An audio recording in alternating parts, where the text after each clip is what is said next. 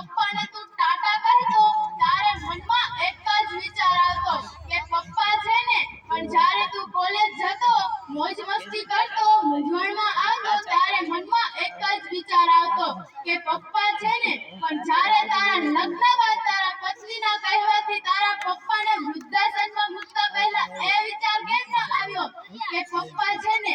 બસ અહીં બેઠેલ તમામને મારી એક જ વિનંતી કે તમે તમારા માતા કે પિતાને વૃદ્ધાશ્રમમાં મૂકતા નહીં, કારણ કે એ છે ને ત્યારે જ તમે છો, તેના વગર તમારું અસ્તિત્વ જ નથી.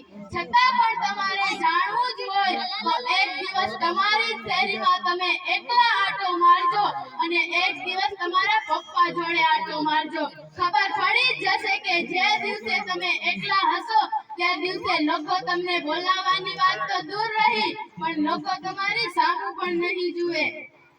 માં ઘરનું ગૌરવ છે તો પિતા ઘરનું અસ્તિત્વ છે. માં પાસે અશ્રુની ધારા તો પિતા પાસે સંયમ હોય છે.